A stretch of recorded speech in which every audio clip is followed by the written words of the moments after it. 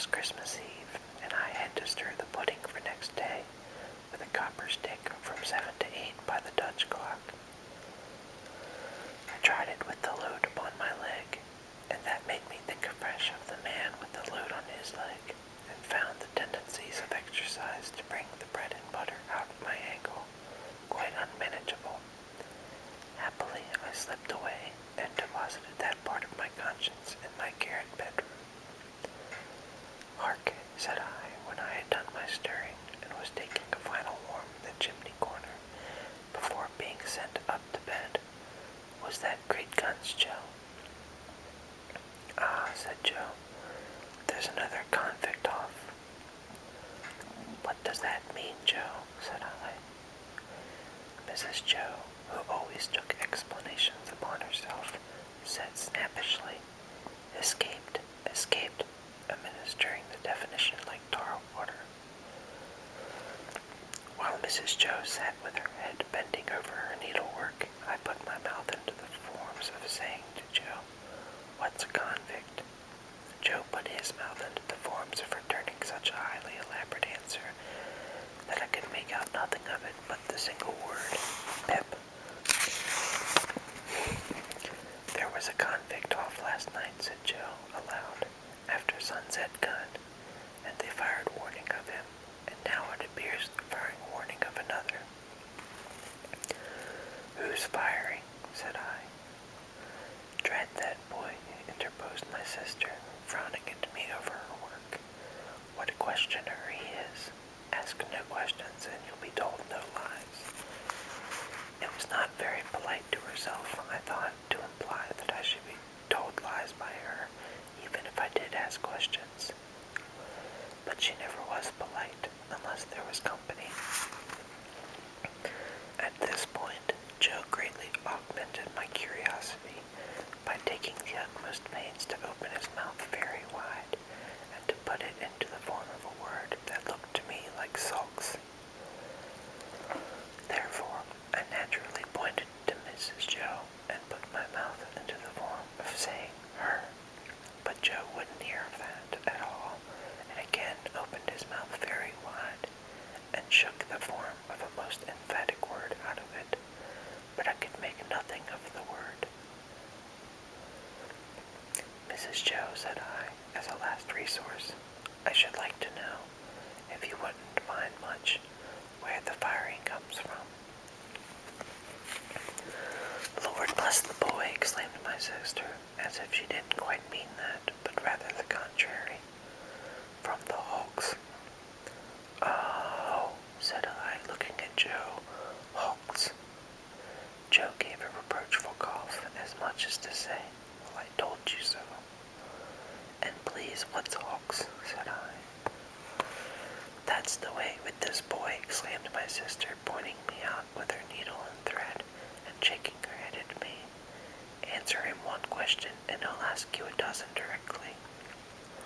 Hulks are prison ships, right across the meshes. We always use that name for marshes in our country." "I wonder who's put into prison ships, and why they're put there," said I, in a general way, and with quiet desperation. It was too much for Mrs. Joe, who immediately rose. "I tell you what, young fellow," said she, "I didn't bring you up by hand to badger people's lives out. It would be blame to me and not praise if I had. People are put in the hulks because they murder, and because they rob and forge and do all sorts of bad, and they always begin by asking questions. Now you get along to bed." I was never allowed a candle to light me to bed, and as I went upstairs in the dark with my head tingling, for Mrs. Joe's thimble having played the tambourine upon it to accompany her last words, I felt fearfully sensible of the great convenience that the hulks were handy for me. I was clearly on my way there. I had begun by asking questions, and I was going to rob Mrs. Joe.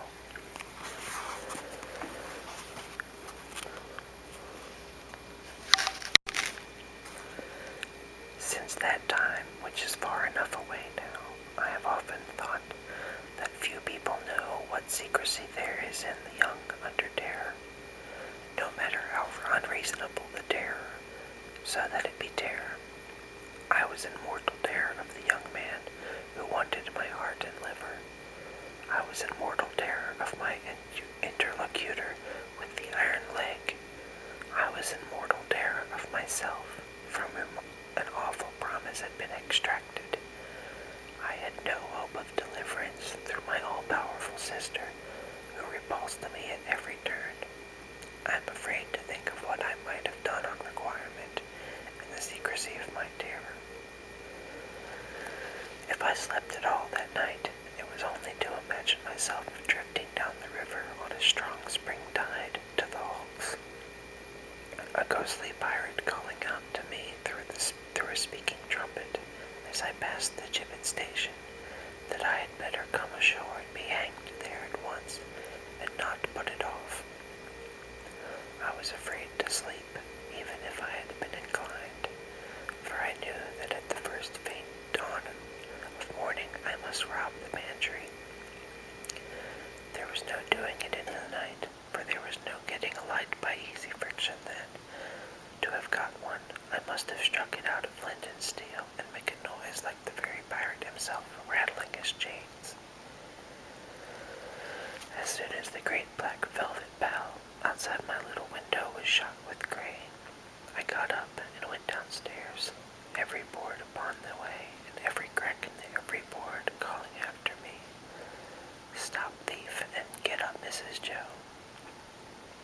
In the pantry, which was far more abundantly supplied than usual, owing to the season, I was very much alarmed by a hare hanging up by the heels, whom I rather thought I caught, when my back was half turned, winking. I had no time for verification, no time for selection, no time for anything, for I had no time to spare.